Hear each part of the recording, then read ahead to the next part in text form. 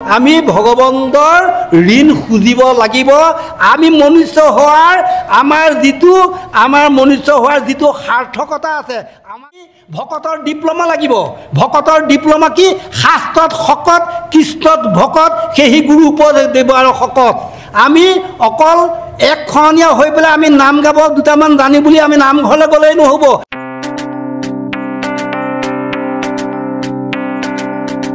নজানাই আমি চাৰি জাতি, চাৰিও আশ্ৰমি নোহোৱাতি, নোহ ধৰ্মশীল দান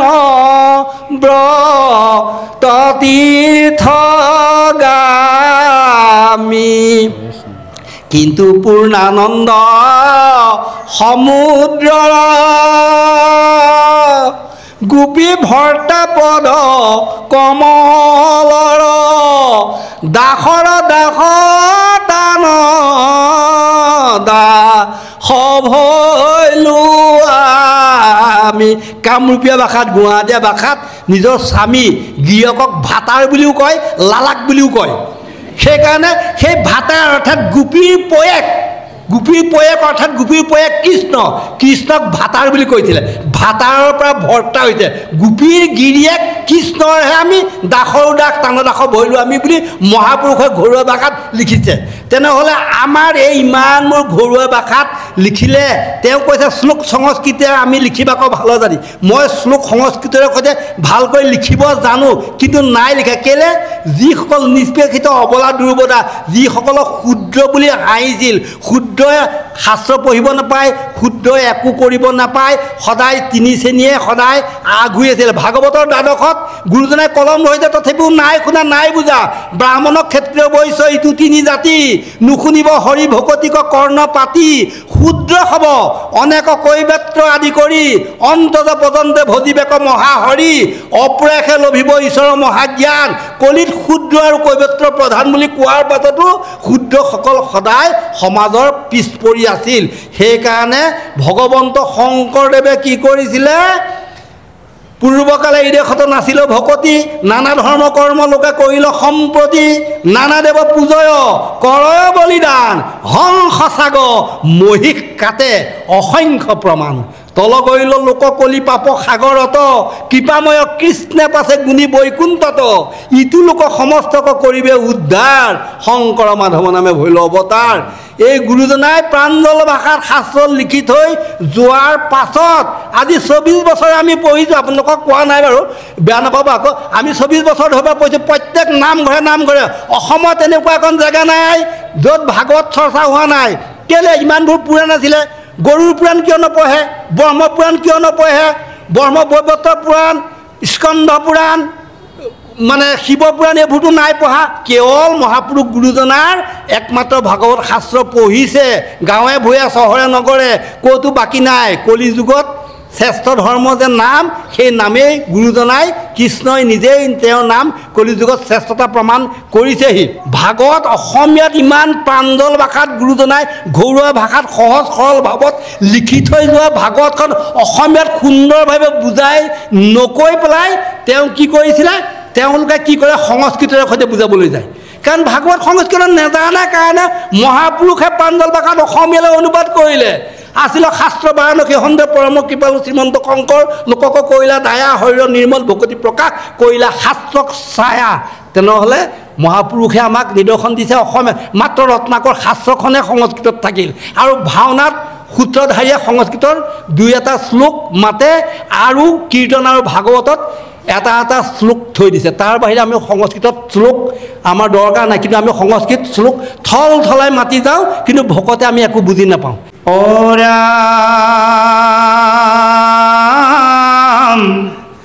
তলুইকত সম ৰুক্মিণীৰ নাহিবৰ মাধৱক বিহাৰ দিয়া কাকয়াছে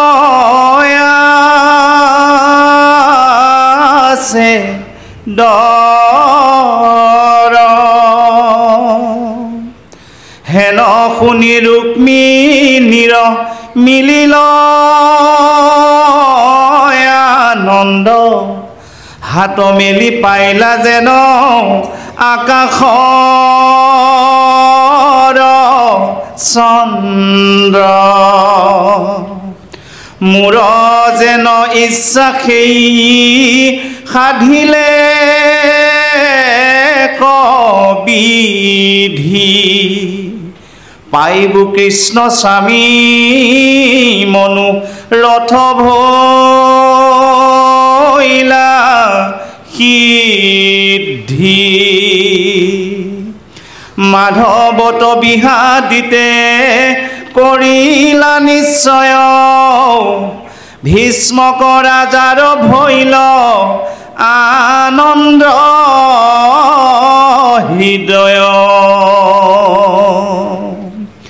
ইষ্ট বন্ধু বান্ধৱৰো মনত হৰিষ জয় কৃষ্ণ ৰুক্মিণী শুনিও দহু দিশ ভীষ্মকৰ জ্যেষ্ঠ পুত্ৰ ৰুক্ম বুলি যাক শুনিলে কহিতু বিহা দিবাৰ কথা ক মাধৱৰ নামে ক্ৰোধ জন্মিল তাহাৰ খেদি গয়া সবাকে কৰিলায় অহংকাৰ শিশু পালনী পতিষে আতিতাৰ ইষ্ট স্বভাৱে দুৰ্জন দুষ্ট দৰ্পিষ্ঠ পাপিষ্ঠ সবাৰে বচন সন্ধি চন্দহিয়া ফান্দি বলকি বেলাগিলা দুষ্টে মাধৱক নিন্দি মাধৱত বিহাদিবু মুহুৰ বহিনী মুত নুপুচিয়ায়নো মতি দেওকুনি দিন দুপৰতে যেন খাইলে দুই আখি মাধৱত বিহাদিবু কোন গুণ দেখি অৰামে নুহি ৰাজা কৃষ্ণ নুহি ৰাজাৰ নন্দন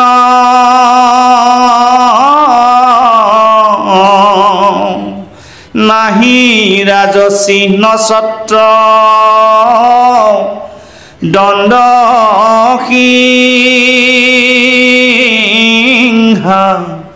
সিংহাসন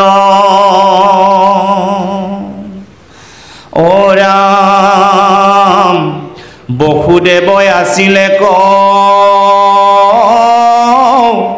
কংসৰ সেৱক কেন মতে বিহাদিবু তাহাৰ পুত্ৰক নন্দৰ ঘৰত আছি লেক গৰু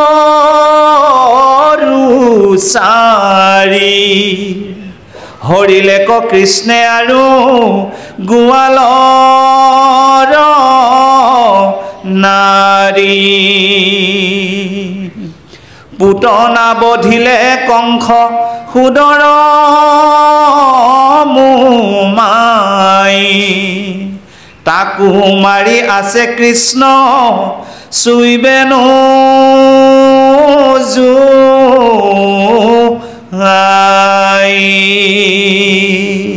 যেতিয়া কৃষ্ণ ভগৱন্তলৈ ভীষ্মক ৰজাই নিজৰ ৰুক্মিণীক বিয়া দিবৰ কাৰণে মনতে স্থিৰ কৰিলেই তেতিয়া সকলোৱে তেওঁক সাধু সাধু বুলি প্ৰশংসা কৰিছে, সকলোৱে ভাল পাইছে।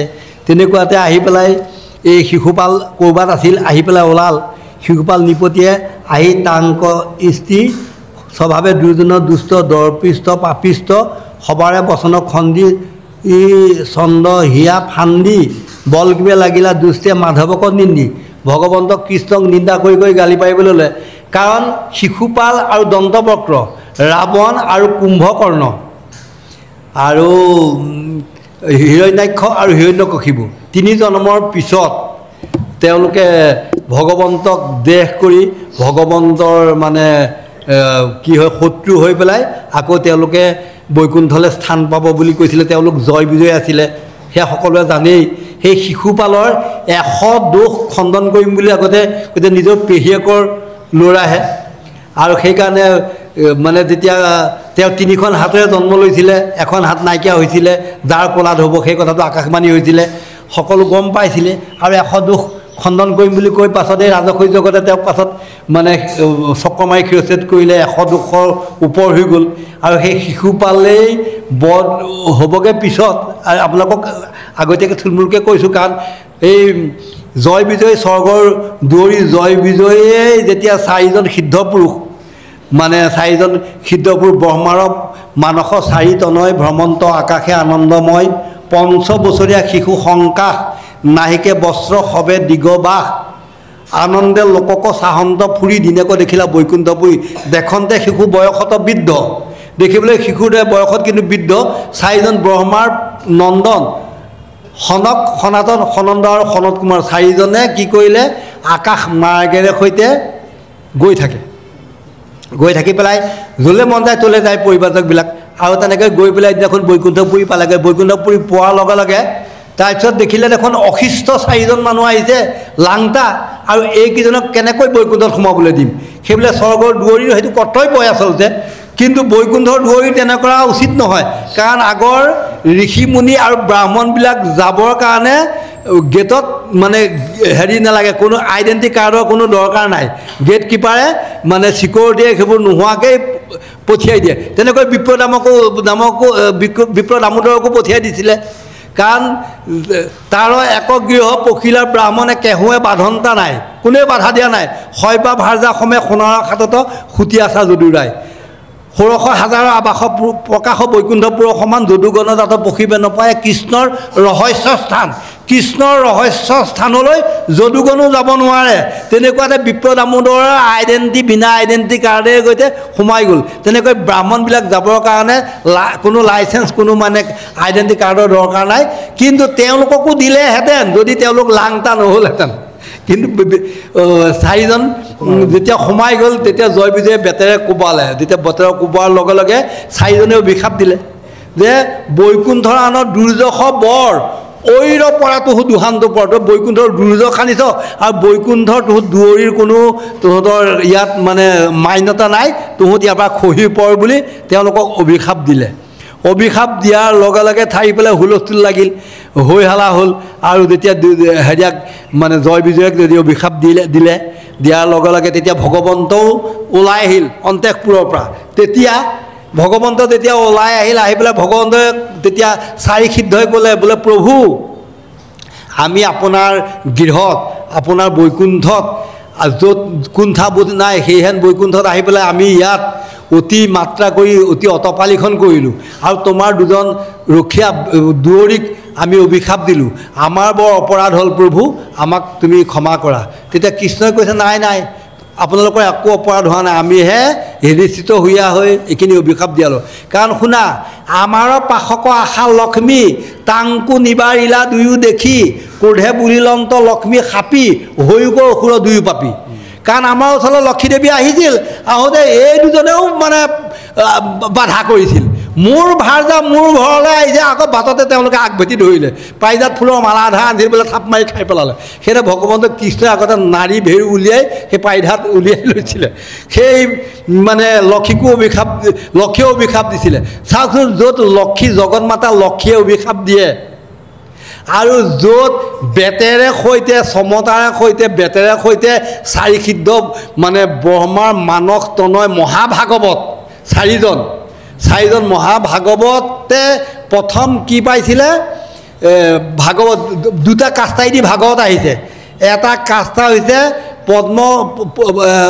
পদ্মকল্পত আহিছে আৰু ব্ৰহ্মাই দিলে নাৰদক ইটো ফলৰ ৰহস্যক নাৰদে ব্যাসক আনি দিলা, ইডালে সিডালে লাগি তিলকো নগৈলেও ভাবি শুকমুখে ভূমিত পৰিলা। সেইটো কাষ্টাই দিও ভাগৱত আহিল। আকৌ গংগাৰ দ্বাৰেদি চাৰিসিদ্ধ হৈ বুৰ মাৰি পেলাই একেবাৰে পাতাল লোক পালেগৈ। পাতালতো বৈকুণ্ঠ আছে। সেই পাতালত য'ত বৈকুণ্ঠ সুতলপুৰীত য'ত বৈকুণ্ঠ আছে, তাত ভগৱন্ত অনন্ত সজ্জাত মানে শুই থাকে। আৰু সেই নীল বস্ত্ৰ নীল মানে হেৰি, আকৌ ইয়াতো আপোনাক ক'ব বলভদ্ৰক নীল বস্ত্ৰ পিন্ধাইছে। কালিলৈ পৰহিলৈ ওলাব। আমাৰ ভীষ্মক ৰজাই যেতিয়া তেওঁক চৰণ ধুৱাই মানে ৰাজসিংহাসনত বহুৱাইছিলে এই মানে স্বয়ম্বৰস্থলীত, তেতিয়া কৃষ্ণই যি বস্ত্ৰ পিন্ধে আৰু যিবিলাক অলংকাৰ 32 অলংকাৰ পিন্ধে, সকলোবোৰ অলংকাৰ ভীষ্মক ৰজাই তেওঁক পিন্ধাই দিছে, পিতবস্ত্ৰ ধাৰণ কৰাই দিছে। কিন্তু বলভদ্ৰক কি পিন্ধাইছে? নীল বস্ত্ৰ। বলভদ্ৰই অনন্ত, স্বয়ং অনন্ত সৰ্প। সেই অনন্ত সৰ্পৰ নীলা বস্ত্ৰৰে পৰিধৃত আৰু সেই অনন্ত সজ্জাত প্ৰভু ভগৱন্ত শুই থাকে সদায়। কিন্তু ভগৱন্ত সেই অনন্ত সজ্জাত নাই। তেতিয়া হেৰিয়ে অনন্তই মাত লগালে চাৰিসিদ্ধক, তোমালোক ইয়ালৈ কেলৈ আহিলা? বোলে আমি ভগৱন্তৰ মুখে ভাগৱত শুনিবলৈ আহিছোঁ। তোমোৰা 4 মহাভাগৱত আৰু ভাগৱত বেলেগে শুনিব কেলৈ লাগে? নহয়, তথাপি আমি ভগৱন্তৰ মুখেদি ভাগৱত শুনিবলৈ ওলাইছোঁ। বোলে ভগৱন্তটো এতিয়া নাই, বৰুণৰ লগত জলৰ কিবা মীমাংসা কৰিবৰ কাৰণে বৰুণ লোকত গৈ পেলাই কৃষ্ণ আছেগৈ। এতিয়া তেওঁ অহা দেৰি হ'ব। যদি শুনা আমিয়েই ক'ম। তেতিয়া অনন্ত মুখৰে চাৰিসিদ্ধক অনন্ত ভগৱন্তই ভাগৱত দিলে। সেই ভাগৱত চাৰিসিদ্ধই আনি কি কৰিলে? সাংখ্যায়ন মুনিক দিলে। সাংখ্যায়ন মুনিয়ে কাক দিলে? পৰাশক দিলে। পৰাশে আকৌ মৈত্ৰক দিলে আৰু মৈত্ৰে বিদ্ৰোহক দিলে। তেনেকৈ ভাগৱত আহিছে। এই চাৰিসিদ্ধ মহাভাগৱত পাইছে। এই চাৰিসিদ্ধ মহাভাগৱতকো যি কোবাব পাৰে বেতেৰে, সেইখন আমি বৈকুণ্ঠ বুলি কেনেকৈ ক'ম? য'ত জগত মাতা লক্ষীয়ে অভিশাপ দিয়ে, তেনেহ'লে য'ত কুণ্ঠা বোধ নাথাকে সেয়াহে বৈকুণ্ঠ। সেয়া বৈকুণ্ঠ ব্ৰহ্মাণ্ডৰ ভিতৰত থকা বৈকুণ্ঠ। ব্ৰহ্মাণ্ডৰ ভিতৰত যিটো সত্য, ওপৰে 7 লোক তলে 7 লোক, ওপৰত 7 লোকত য'ত সত্যলোক আছে, সত্যলোকত ব্ৰহ্মলোক, বিষ্ণুলোক আৰু শিৱলোক, 3খন লোক আছে। সেই বিষ্ণু লোকৰ বৈকুণ্ঠ সেয়াহে। কিন্তু ব্ৰহ্মাণ্ডৰ বাজে আছে কৃষ্ণৰ নগৰ। ব্ৰহ্মাণ্ডৰ বাজে য'ত পুৰুষোত্তম বৈকুণ্ঠ আছে, য'ত পুৰুষোত্তম বৈকুণ্ঠত পুৰুষোত্তম হৰি আছে, সেয়াই হৈছে উত্তম বৈকুণ্ঠ। সেই বৈকুণ্ঠত কেতিয়াও লয় নাই, ক্ষয় নাই। ইয়াত কিন্তু লয় আছে। সেইকাৰণে ব্ৰহ্মাৰ 4জন বিষ্ণুদূতৰ কোপত অভিশাপত গৈ পেলাই 3 জন্ম পাই পেলাই ভগৱন্তৰ অভিশাপত যেতিয়া 3জন আহি পেলাই অসুৰ হৈ পেলাই জন্ম ল'লে আৰু ভগৱন্তক বৈৰভাৱে চিন্তি বাহা মোক অল্পকালে পাইবা এই লোক বুলি কৈ থৈছিল। সেই 3 জন্ম ৰাৱণ, কুম্ভকৰ্ণ, শিশুপাল, দণ্ডবক্ৰ আৰু শিশুপাল হিৰণ্যকশিপু আৰু হিৰণ্যক্ষ, এই 3 জন্মৰ পিছত পাইছে। সেইকাৰণে দেখি সবে বৈকুণ্ঠক চানি কৰে সবে হাহাকাৰৰ ধ্বনি, পাছে দুয়ো এৰি নিজ কাই চপৰ বীৰ্যে লৈলা ঠাই। আমাৰ কায়াটো, আমাৰ যিটো পাৰিষদী তনু, আমি প্ৰত্যেক ভকতে শৰণ কালৰ পৰা বিধিৰ কিংকৰ গুচি সদা কৰে শ্ৰৱণ কীৰ্তন। শৰণৰ পাছৰ পৰাই এটা নতুন জীৱন পায় আৰু সেয়াই আমি ভগৱন্তৰ লগত একে বিষ্ণু পাৰিষদ, মানে একে ভগৱন্তৰ সমান আমি জীৱাত্মা আৰু প্ৰভু ভগৱন্ত পৰমাত্মা। জীৱাত্মাবিলাকৰ খালি কৌস্তুভমণি আৰু শিৱচ্ছ নাই, ভগৱন্তৰ কৌস্তুভমণি আৰু শিৱচ্ছ আছে। আৰু আমাৰ সেই কায়াটো এতিয়াও অবাধি হৈ বৈকুণ্ঠত পৰি আছে। আমাৰ আত্মাটোহে ওলাই আহিল। দেৱ মনুষ্যত পশু পতংগত জগত মধ্যত স্বামী চৈধ্যয় ভৱনে কোনো স্থান নাই জৈক লাগি নাযাওঁ আমি। চৈধ্যয় ভৱনত এনেকুৱা এখন জেগা নাই, ঠাই নাই আমাৰ জীৱ আত্মাটো তালৈ যোৱা নাছিল। কত ভূলোকত কত মহলোকত পশুৰ সংগতি লৈ বহু নৰক ভোগী আয়াজাত কৰি পশুৰ যোনিত জন্ম গ্ৰহণ কৰি আহি পেলাই আমি শেষবাৰত মনুষ্য জন্ম লৈছোঁ। আমি সদায় গোসাত গাওঁ, ইবাৰ ৰুণাময় হৰি কমলা পতি মোৰে নচাৰিবা নাৰায়ণ অৰুণ চৰণ তলে হৰি কমলাপতি সৈতে সৈতে পখিলো শৰৎ। এইবাৰ আমি উত্তম মনুষ্য ৰূপে জন্মগ্ৰহণ কৰিছোঁ। গীতাৰ 6ষ্ঠ অধ্যায়ৰ 41 নম্বৰৰ পৰা 46 নম্বৰ শ্লোকলৈকে এইকেইটা কথাই লিখা আছে। আমি সকলো কথা পাহৰি গ'লে ভগৱন্তৰ যিটো আধৰুৱা কৰ্ম, যিখিনি আমি আধা কৰিলোঁ এতিয়া, এইখিনি আকৌ পাছৰ জন্মত আমাক আকৌ কৰিবলৈ এটা সুবিধা দিয়ে, মোকা দিয়ে, আমি আকৌ পামগৈ। তেনেকৈ আমি এইবাৰ আগৰ কিবাত আমি নিজে সাপ হৈ বেং খাইছিলোঁ, বেং হৈ ফৰিঙা দি খাইছিলোঁ, আমি একো নাজানিছিলোঁ, বাৰে বাৰে আয়জাত কৰি নানা যোনিত জন্মগ্ৰহণ কৰিছিলোঁ। কিবাৰ এইবাৰ উত্তম পৰিবাৰত, উত্তম স্থানত, উত্তম লোকৰ গৃহত আমি জন্মগ্ৰহণ কৰি এক শৰণীয়া হৈছোঁ। আমাৰ গুৰু শ্ৰীমন্ত শংকৰ, আমাৰ মহা বান্ধৱ মাধৱ, আমাৰ উপাস্য দেৱতা কৃষ্ণক চিনি পালোঁ। সেইকাৰণে কৈছে ইবাৰ কৰোণাময়, হে কৰোণাময় ইবাৰ কৰোণাময় হৰি কমলাপতি মোৰে নচাৰিবা নাৰায়ণ। এইবাৰ মোক আৰু নেচাৰিবা। আগৰ কিবা চাৰিছিলা, আমাক জ্ঞান নিদিছিলা, আমি একো নাজানিছিলোঁ, তোমাক ভজিব একো নাজানিছিলোঁ। এইবাৰ আমি এক শৰণীয়া হৈছোঁ, আমি তোমাক ভজিছোঁ। ইবাৰ কৰোণাময় হৰি কমলাপতি মোৰে নচাৰিবা নাৰায়ণ। মোক আৰু নেৰিবা প্ৰভু, নেৰিবা বান্ধৱ, মোক এইবাৰ নেৰিবা। আৰু সেই যেতিয়া কথাটো পালোঁ, পাই পেলাই আমি ভগৱন্তৰ দাস হ'লোঁ আৰু সেই বৈকুণ্ঠৰ পৰা আমি মনুষ্য ৰূপে খহি পৰিলোঁ। পাছে দুয়ো এৰি নিজৰ কাই চপৰ ব্ৰিজে ল'লে। আমাৰ আত্মাটোহে আহিছে, কায়াটো তাতে পৰি আছে। সেই কায়াটো নেগেলে নপচে বৈকুণ্ঠত।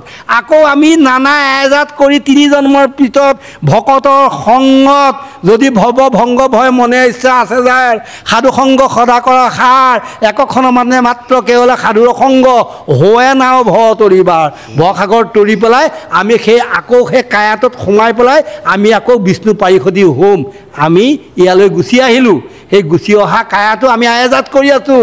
সেইকাৰণে আমি আকৌ ভগৱন্তৰ সেৱক হৈ বৈকুণ্ঠত থাকিবলৈ পাওঁ। কাৰণ কৈছে যে হৰি ভকতিৰ পাতিলন্ত হাত, শংকৰে জগত জুৰি ৰাম নাম ৰত্ন বেখায়া জগতে চলয় বৈকুণ্ঠপুৰী।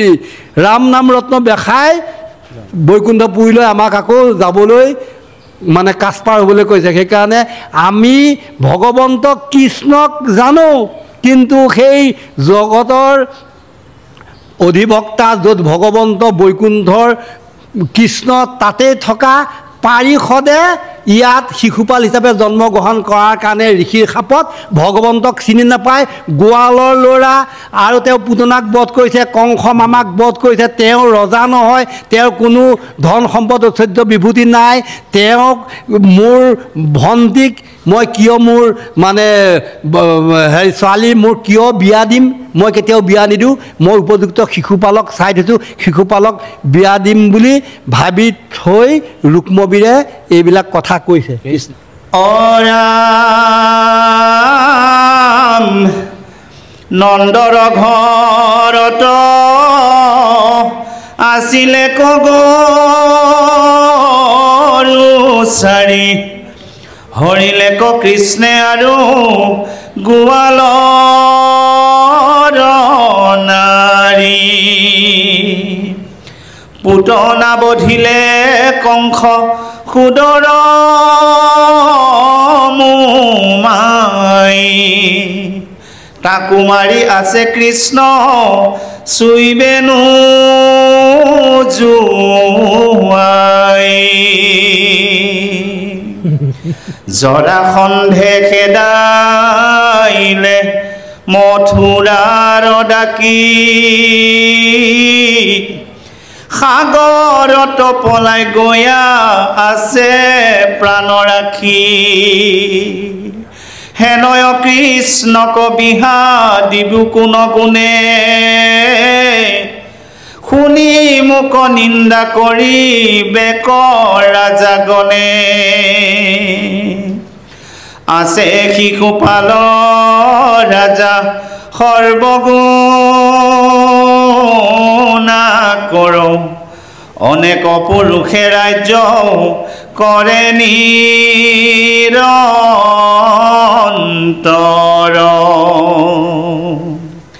কোটি এক কৃষ্ণ তাৰ নাথাকে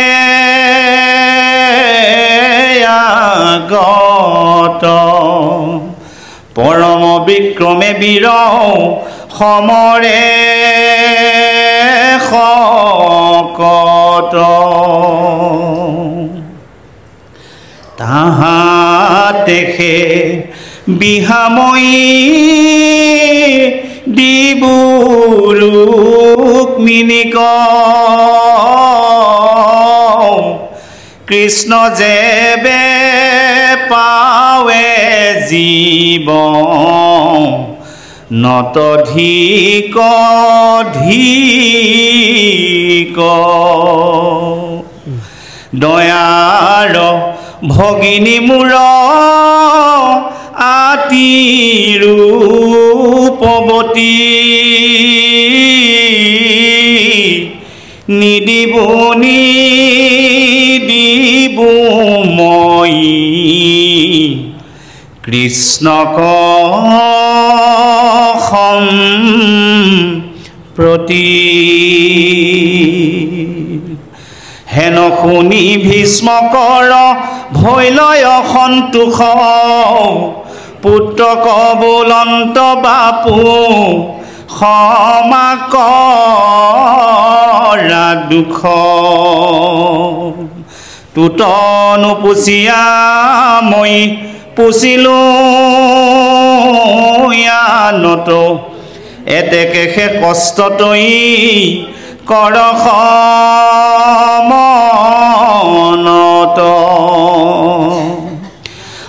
ৰাম বংশৰ পুতাই মোক দিয়ায় অনুমতি কৃষ্ণক সম্বন্ধ কৰোঁ মিলোক মুকুতি জগতত শুনি কৃষ্ণ বিনে নাহি কেৱ কৃষ্ণকে সেবে ব্ৰহ্মা হৰয়াদি নেব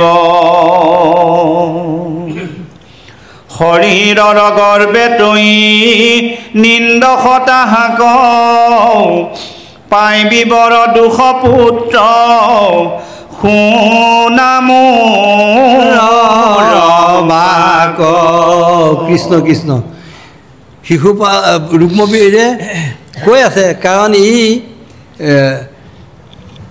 পুতনাক বধ কৰিছে তাক চুবই নাপায় বুলি ক'লে কি বুলি কৈছে পুতনা বধিবে কংস সদৰ মোমাই তাকো মাৰি আছে কৃষ্ণে চুইবে নোযোৱাই জৰাখণ্ডে খেদাইলে মথুৰাৰ ডাকি সাগৰত পলাই গৈ আছে প্ৰাণ ৰাখি ইপিনে জৰাখণ্ডয়ো 23 ঔষধি সেনা লৈ পেলাই যুদ্ধ কৰিছে আৰু কালাদমনেও আহি পেলাই কৰিছেই যেতিয়া কালদমনৰ লগত যুদ্ধ কৰিব এক ঔষধিনীত 2,18,700 সৈন্য থাকে 700 ইমানবোৰ মানে এক ঔষধিনীতে 2,18,000 এই ইমানবিলাক থাকে তেনেহ'লে কিমান সৈন্য হ'ব 23 ঔষধিনীত আৰু আমাৰ 18 ঔষধিনী সেনা আছিল কৌৰৱৰ যুদ্ধত এই ঔষধিনীৰ সেনা হিচাপটো তেনেকৈ আছে তেনেহ'লে 23 ঔষধিনী সেনা আহি যেতিয়া নগৰ বেৰি ধৰিছে আৰু সেইখিনিৰ লগত যুদ্ধ কৰোঁ মানে আমাৰ প্ৰজাবিলাকৰ কিবা ক্ষয় ক্ষতি হ'ব বুলি ভাবি জৰাখণ্ডই আক্ৰমণ কৰিব বুলি সাগৰৰ মাজত বিশ্বকৰ্মাৰ হতুৱাই ধুনীয়াকৈ একেবাৰে দ্বাৰকাপুৰী নিৰ্মাণ কৰি তাত থ'লে আৰু গোটেই প্ৰজাবিলাকক যোগৰ বলৰে সৈতে প্ৰজাই গম নাপোৱাকৈ তাত নি পেলাই ৰাখি প্ৰজাসকল প্ৰজাবৎসল ভকতবৎসল হৰিয়ে সেইসকলক তেনেকৈ থ'লে আৰু সেই কথা মানে মূৰ্খ ৰুক্মবীৰে বুজি নাপায় জৰাসন্ধৰ ভয়ত সাগৰত লুকাই আছে বুলি কথাটো কৈছে জৰাসন্ধে খেদাইলে মথুৰাকত ডাকি সাগৰত পলাই গৈ আছে প্ৰাণৰ ৰাখি হেনয় কৃষ্ণক বিহা দিবু কোন গুণে শুনি মোক নিন্দা কৰি বেকৰ ৰাজাগণে এনেকুৱা কৃষ্ণক ভয়াতুৰ কৃষ্ণ এটালৈ যদি মোৰ ভণ্টিক বিয়া দিওঁ মোক গোটেই প্ৰজাসকলে গোটেই ৰাইজে মোক দুখিব আছে শিশুপালৰ ৰাজা সৰ্বগুণাকৰ অনেক পুৰুষে ৰাজ্য কৰে নিৰন্তৰ কোটি এক কৃষ্ণ তাৰ নথাকে আগত পৰম বিক্ৰমে ধীৰ সমৰে শকত কোটি কৃষ্ণতকৈও মানে বলৱান শক্তিমান এনেকুৱা এজন মানে শিশুপালক মই দিম বুলি ভাবিছোঁ আৰু তুমি গোৱালৰ পুতে কৃষ্ণক দিবলৈ বিচাৰিছা মানে বাপেকৰ লগত সেইবিলাক মানে তৰ্ক কৰিছে পিতৃদেৱৰ লগত তাহাঁতেহে বিয়া মই দিবু ৰুক্মিণীক কৃষ্ণে যেবে পাৰে দিব নত ধিক ধিক দয়াৰ ভগিনী মোৰ অতি ৰূপ অতি নিদিবু মই কৃষ্ণক সম্পত্তি মোৰ দয়াৰ ভণ্টি ৰূপৱতী ইমান ধুনীয়া ৰুক্মিণীক মই কেতিয়াও কৃষ্ণলৈ বিয়া নিদিওঁ একদম মানে 300 টকা দিছে হেন শুনি ভীষ্মকৰ ভৈল অসন্তোষ পুত্ৰক বলন্ত বাপু ক্ষমা কৰা দুখ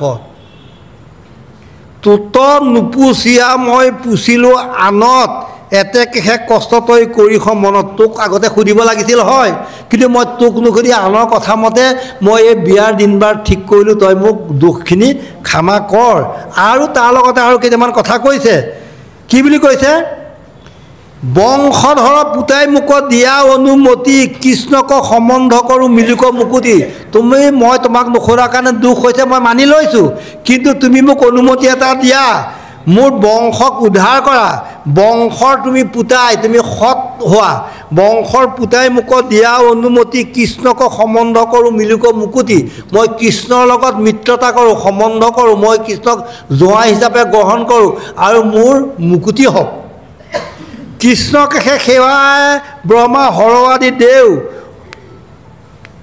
জগতত শুনি কৃষ্ণ বিনে নাহিকেও জগতত কৃষ্ণৰ বাহিৰে আৰু কোন দ্বিতীয়জন নাই যাক ব্ৰহ্মা হৰই মানে চিন্তা কৰে ব্ৰহ্মা হৰ পুৰন্দৰ কুবেৰ বৰুণ যম চন্দ্ৰ সূৰ্য আদি দেৱতা সমস্তই ভগৱন্তক সেৱা কৰে ব্ৰহ্মা হৰ পুৰন্দৰ জাকেৰি চাকৰ বুলি বৰগীতে কৈছে ব্ৰহ্মা হৰ অৰ্থাৎ শিৱ আৰু ইন্দ্ৰ বোলে ভগৱন্তৰ চাকৰ তেনেহ'লে আমি চাকৰকে পূজা কৰি আছিলোঁ নহয় কালিলৈকে বুলি কৈছোঁ আমি নাজানিলোঁ অনাসৰণীয়া আছিলোঁ কৃষ্ণক ভজিব বোলে বুজি নাপাইছিলোঁ কিন্তু ভকতৰ কৃপা ভগৱন্তৰ কৃপা পূৰ্বজন্মৰ সাধনা ভকতৰ আশীৰ্বাদ ক্ৰমে আমি ভগৱন্তক কৃষ্ণৰ শ্ৰেষ্ঠ দেৱতা বুজি পাই আমি তেখেতৰ ওচৰত আমি শৰণাপন্ন হ'লোঁ কি বুলি ক'লোঁ 12 সত্য ক'লোঁ গুৰুত শৰণ দেৱত শৰণ নামত শৰণ ভকতত শৰণ 4 বস্তুত শৰণ ল'লোঁ এবাৰ এটা বস্তু 3বাৰকৈ সত্য তেনেহ'লে 3বাৰকৈ 3 4 12 সত্য কৰি পেলাই আমি শপত গ্ৰহণ কৰাৰ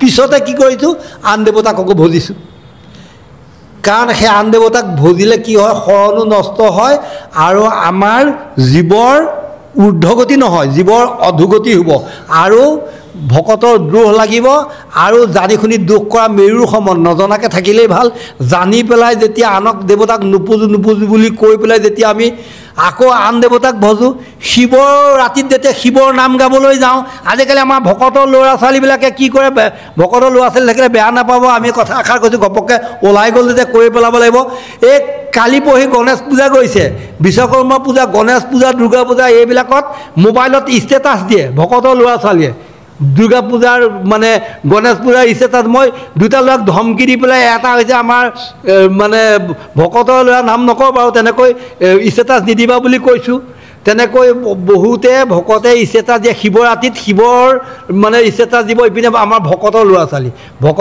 ছোৱালীয়ে কেতিয়াও সেইবিলাক কৰিব নালাগে আমাৰ কেলে মানে সংস্কাৰ নাই সংস্কাৰ নথকাৰ ফলত আমি আচল সেৱা কৰোঁ বুলি ল'ৰা ছোৱালীক নামাতোঁ আৰু নিজে সেৱাটো লওঁ ভকতক, কিন্তু ঘৰৰ গোটেই ঘৰৰ গৃহস্থ ল'ৰা ছোৱালীকে আদি কৰি ভকত গৈছে সেৱা কৰোঁ, ভগৱন্ত আচৰণ নামলৈ নামত বহোঁহে। এয়া তোমাৰ পিতৃদেৱতাক আমি সেৱা নকৰোঁ, ল'ৰা ছোৱালীয়ে সেৱা নকৰোঁ। কিন্তু বিহুৰ দিনাখন কোনোবাই বছৰেকৰ বিহুৰ দিনাখন কোনো সন্তানে তামোল পাণ লৈ বা বছৰে ভাগ লৈ পিতৃ মাতৃক সেৱা কৰে, কিন্তু বহুতে আকৌ নকৰে। কৰে কেতিয়া? যেতিয়া বিয়াত মানে বেই তলত বহিবলৈ যাব আৰু দৰা হৈ যেতিয়া ছোৱালী আনিবলৈ যাব, তেতিয়া ৰাইজৰ আদেশত গৈ পেলাই পিতৃ মাতৃক সেৱা কৰে দৰাটোৱে। এনেয়ে সেৱা কৰিব লাগে বুলি নাজানে, কিন্তু মাকেও শিকাব লাগে, এয়া তোৰ পিতৃয়ে বৈকুণ্ঠৰ পৰা তোক নমাই আনিছিল আৰু এদিনাখন তই মোৰ গৰ্ভত স্থিতি হৈছিল, এয়া তোৰ দেৱতা, এয়াই পৰম ভগৱান, পিতৃক সেৱা কৰ, ময়ো কৰোঁ তয়ো কৰ, মোৰ স্বামী তোৰ পিতৃ সেৱা কৰোঁ। কিন্তু আমি এইবোৰ নিশিকাওঁ।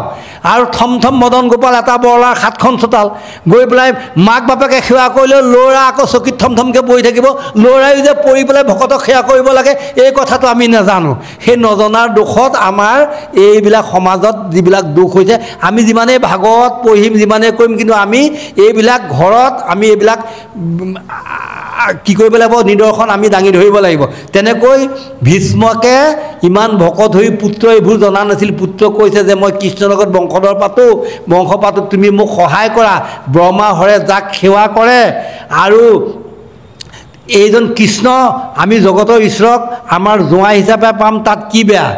দেৱতায়ো যাক শিৱক ডাঙৰ বুলি সকলোৱে মানে শিৱৰ ৰাতিত একেবাৰে শিৱৰ নাম লৈ ভাং ধুতুৰা খোৱা, শিৱৰ নাম লৈ একেবাৰে উৎপাত কৰোঁ, ঘৰে ঘৰে পদূলিয়ে শিৱৰ মানে থাপনা পাতি, শিৱৰ মন্দিৰ পাতি আমি শিৱৰ আৰাধনা কৰি আছোঁ।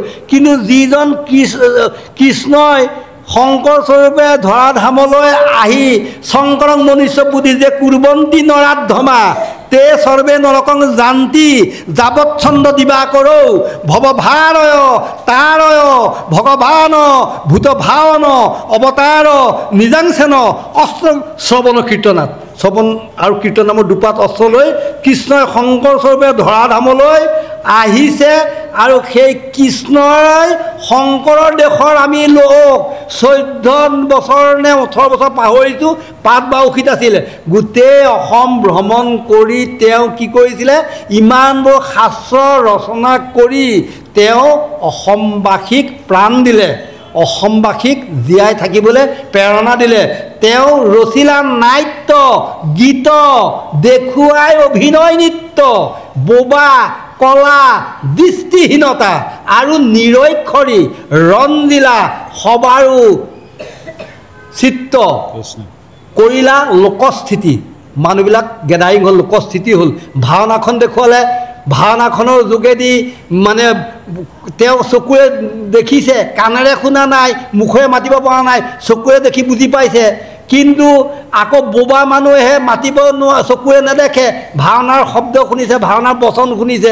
তেনেকৈ চিহ্নযাত্ৰা ভাওনা কৰি পেলাই তেওঁ কি কৰিলে, অসমবাসীক একদম মৃত্যুমুখী অসমীয়াক কুসুম্বৰৰ পুত্ৰ শ্ৰীমন্ত শংকৰে ভকতক শিকালে নাম, নামৰ তালে তালে আনন্দত নাছিলে পবিত্ৰ বৰদোৱা থান। সেই ভগৱন্ত বৰদোৱাত জন্মগ্ৰহণ কৰি তেওঁ অসমীয়াত প্ৰাঞ্জল ভাষাত শাস্ত্ৰ লিখি থৈ গ'ল। সেই শাস্ত্ৰ আমি নপঢ়োঁ। কিমান শাস্ত্ৰ আছে? তেওঁ 17খন শাস্ত্ৰ মন্থন কৰিছে। যদি আমি মেট্ৰিকত যদি আমি ষ্টাৰ পাওঁ, মেট্ৰিকত যদি লেটাৰ পাওঁ, আৰু মেট্ৰিকত যদি আমি ডিষ্টিংশ্যন পাওঁ, আমি তেতিয়া আমি 6টা ছাবজেক্টত আমি কি কৰিব লাগিব, উত্তীৰ্ণ হ'ব লাগিব। 6টা ছাবজেক্ট। সেই 6টা ছাবজেক্ট হৈছে কীৰ্তন, দশম, ঘোষা, ৰত্নাৱলী, বৰগীত আৰু অংকীয়া নাট। 6খন নাট, 6খন নাট আৰু 6খন মাধৱৰ, 6খন শংকৰ, 12 অংক। 6খন নাট, 2টা ৰ, ৰাম বিজয় ৰুক্মিণী হৰণ, 2টা ক, কালী দমন কেলি গোপাল, 2টা প, পাৰিজাত হৰণ আৰু পত্নী প্ৰসাদ। এই 6খন নাটক, অংকীয়া নাটৰ বিষয়ে আমি জানিব লাগিব। আৰু বৰগীতবিলাক একখনৰ একেবাৰে নিদৰ্শন বৰগীতত আমি বৰগীত জানিব লাগিব। কীৰ্তন, দশম, ঘোষা, ৰত্নাৱলী, বৰগীত আৰু অংকীয়া নাট, 6টা ছাবজেক্ট। CBSE কোৰ্চত হওক, সেৱা কোৰ্চত হওক, আমি 6টা ছাবজেক্টত মেট্ৰিকত আমি উত্তীৰ্ণ হ'ম পাছ কৰিলে। আমি ভকত হওঁ যদি ভকতৰ ডিপ্ল'মা লাগিব। ভকতৰ ডিপ্ল'মা কি? শাস্ত্ৰত শকত, কৃষ্ণত ভকত, সেহি গুৰু উপদেশ দেৱ আৰু শকত। আমি অকল একখনীয়া হৈ পেলাই আমি নাম গাব দুটামান জানি বুলি আমি নামঘৰলৈ গ'লেই নহ'ব, আমি শাস্ত্ৰবোৰ পঢ়িব লাগিব। বাপে এতিয়া কৈ থৈ গ'ল, আমি এনেই মোবাইলত লাগি থাকোঁ। আজিকালি মোবাইলটো দিলে মোবাইলত লাগি এইবিলাক সাধাৰণ ফচহু কথা, সাধাৰণ মানে কিছুমান কথাকে চাই পেলাই আমি সময় নষ্ট কৰোঁ, পঢ়িবলৈ শুনিবলৈ এৰি দিলোঁ। এই আমাৰ অধ্যয়ন নাইকিয়া হ'ল। এই 6খন শাস্ত্ৰ আমি জানিব লাগিব।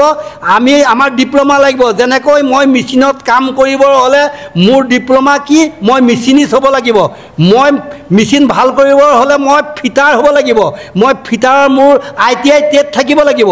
আৰু মই মেচিনিষ্ট বা মই টাৰ্ণাৰ হ'ব লাগিব। তেতিয়া মই মেচিনৰ কাম কৰিব পাৰিম। আৰু তেতিয়া মোক ইণ্টাৰভিউ দিলেও মই BA পাছ কৰিলেও যদি মই ITI পঢ়া নাই, মোৰ সেইকেইটা টেট নাই, মই ফেইল কৰিম, মই নেপাওঁ। তেনেকৈ আমি ভকত হৈছোঁ হয়, ভকত হ'লে অধ্যয়ন পুষ্ট হ'ব লাগিব। অধ্যয়ন কি, ভকতৰ ডিপ্ল'মা কি, শাস্ত্ৰত শকত কৃষ্ণত ভকত সেহি গুৰু উপদেশ দিবাৰ শকত। আমি শাস্ত্ৰ জানিব লাগিব, ভকতক আমি ক'ব লাগিব, বুজাব পাৰিব লাগিব, আৰু নিজেও বুজি পাব লাগিব, শাস্ত্ৰ অধ্যয়ন কৰিব লাগিব। শাস্ত্ৰই আমাক কি কৈছে? শাস্ত্ৰই কেতিয়াও কোৱা নাই কোনো দেৱতা ভজিব লাগে বুলি। আমি ইমানবোৰ শাস্ত্ৰ সদায় পঢ়ি আছোঁ, কিন্তু তথাপিও আমি দেৱতা ভজি আছোঁ। ক্ষুদ্ৰ দেৱতা একো দিব নোৱাৰে সেইবিলাক, কাৰণ ভগৱন্তক দেৱতাবিলাকে কি বুলি কৈছে?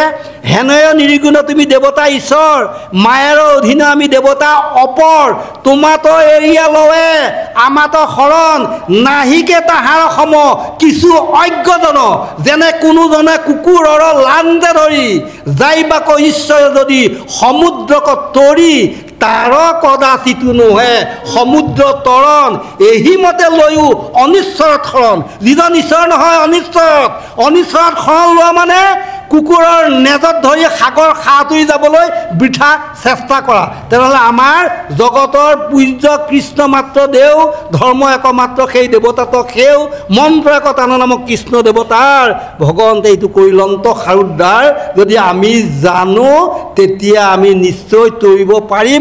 আৰু গুৰু ঋণ খোজা হ'ব, নহ'লে উপলক্ষ দৃশ্য বিনোদৰ হোৱা পাত্ৰ। আমি ভগৱন্তৰ ঋণ খুজিব লাগিব। আমি মনুষ্য হোৱাৰ আমাৰ মনুষ্য হোৱাৰ যিটো সাৰ্থকতা আছে, আমাক এবনৰ্মেল হিচাপে জন্ম দিয়া নাই। আমি 14 ইন্দ্ৰিয় সজাগ হৈ পেলাই ভগৱন্তৰ জেগাত, য'ত ভাৰতবৰ্ষ পুণ্যভূমি, ভাৰতত জন্মভূমি অসমত আহি পেলাই আমি জন্মগ্ৰহণ কৰিছোঁ। ভূপেন দাদাই কৈছিলে যে গোটেই জগত বিচাৰিলোঁ অনেক দিৱস ৰাতি, অসম দেশৰ দৰে নাপাওঁ ইমান ৰসাল মাটি। য'ত এই বেদনিধি ব্ৰাহ্মণক যেতিয়া চিঠিখন দিছিল, 6 মাহৰ বাট সব্য সুগ্ৰীৱ মেঘপুষ্প বলাস 4টা ঘোঁৰাই টনা ৰথত একে ৰাতিৰ ভিতৰতে যেতিয়া আহিছিল, তেতিয়া বৰদোৱা থান পাইছিল।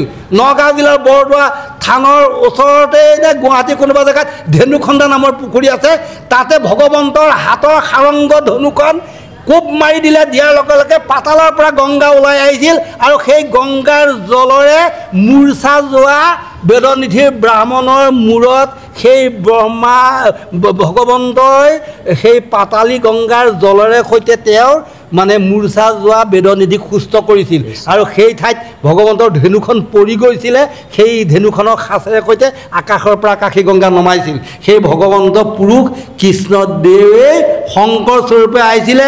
কুৰুক্ষেত্ৰ পুৰাণত শংকৰে যে কৃষ্ণক কৈছে যে, কুৰুক্ষেত্ৰ পুৰাণত কৃষ্ণই কি বুলি কৈছে? নন্দস্তু কুচুম্বু সাক্ষাৎ যশোধা সত্যসন্ধিকা শূদ্ৰকুলে দৈৰ্জাত কামৰূপে ভৱিষ্যতি, তব বীৰ্যু মম জাত শংকৰ খ্যাতি মস্তক, জগদুদ্ধাৰ হেতু নাং অৱতৰ্য সমাধিকম, তথায় অৱতীৰ্ণ হৰি সাক্ষাৎ লোকনাং হিত কাময়া, নানা গীত কবিত্তেন সুকৃত সততং বিভু, পৰম ব্ৰহ্মৰূপেণ তৈশ্য শংকৰ নামত ব্ৰতদোৱা নাম গ্ৰামে নিজ ভক্তি প্ৰচাৰে। হে মাতা যশোদা, হে পিতৃনন্দ, তোমালোক কায়স্থ কুলত কলি যুগত কামৰূপ অসমত গৈ পেলাই তুমি কুসুম্বৰ ভূঞা আৰু তুমি সত্যসন্ধা হিচাপে জন্মগ্ৰহণ কৰিবা। তোমাৰ বীৰ্যত, তোমাৰ ঔৰসত মই শংকৰ নামেৰে খ্যাতিমন্ত হৈ জন্মগ্ৰহণ কৰিম। নানা গীত কবিতা তুতয় ছপয় ভতিমা আদি কৰি মোৰ একশৰণ হৰিনাম ধৰ্ম প্ৰচাৰ কৰিম। সেই শংকৰৰ দেশত আমি জন্মগ্ৰহণ কৰিছোঁ। কিমান ভাগ্যৱান, কিমান আমি একশৰণীয়া কৃষ্ণক চিনি পাইছোঁ, আৰু গুৰুজনাই পাতি থৈ যোৱা আমি সমাজৰ সেৱক হৈছোঁ। কৃষ্ণ ও ৰাম যতে ক দুষ্টক কৃষ্ণ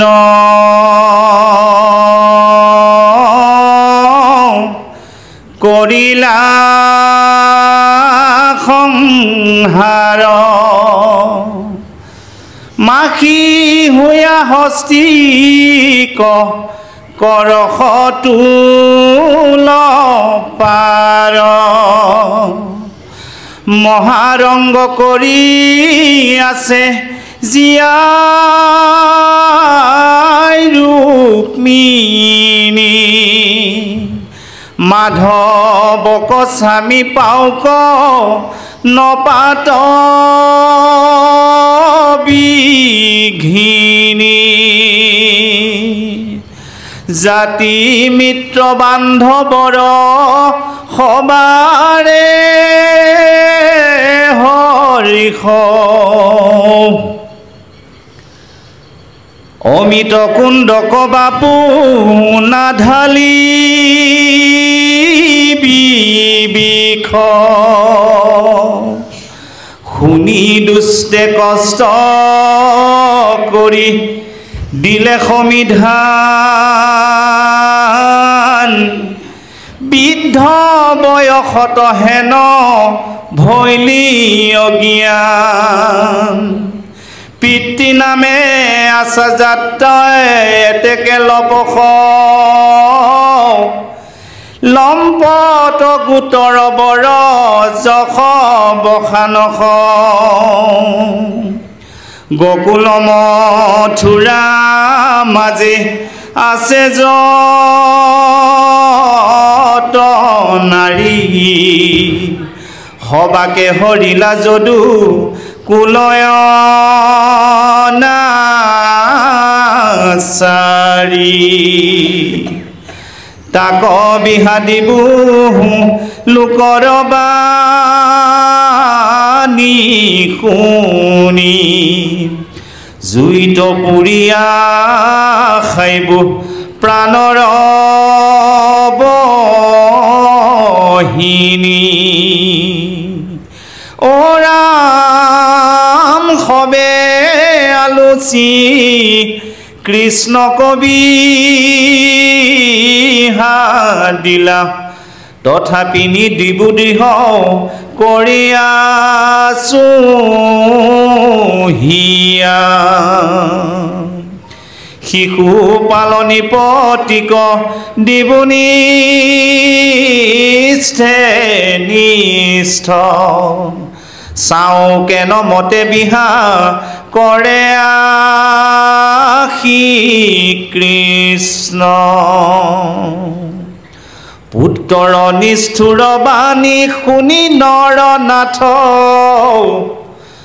শকুন্তৱে অধুমুখে চপাই ৰাইলা মাথ কৃষ্ণ কৃষ্ণ বাপেকে বহুত বুজালে যে কৃষ্ণকে জগতৰ শুনি কৃষ্ণ বিনে নাহি কেও কৃষ্ণকে সেয়ে ব্ৰহ্মা হৰে হৰ আদি দেও শৰীৰৰ গৰ্বে তই নিন্দক তাহাক পাইবি বৰ দুখপুত্ৰ শুন মূৰ বাক তই শৰীৰৰ গৰ্বত তই ভগৱন্তক বুজি নাপাই তই ভগৱন্তক নিন্দা কৰিছ তই ইয়াৰ প্ৰতিফল পাবি যতেক দুষ্টক কৃষ্ণ কৰিলা সংহাৰ মাখি হৈয়া হস্তিখ কৰশ তোল পাৰ যিমান দুষ্ট দৈত্য ইমানবোৰ 16টা দৈত্য বধ কৰিছে কৃষ্ণই 16টা দৈত্যক বধ কৰাৰ পাছতহে কংসক বধ কৰিছে 16 আৰু নিষুল্লকে আদি কৰি মাললৈকে আদি কৰি 16টা বধ কৰিছে তেনেহ'লে আৰু ইমানবিলাকক বধ কৰি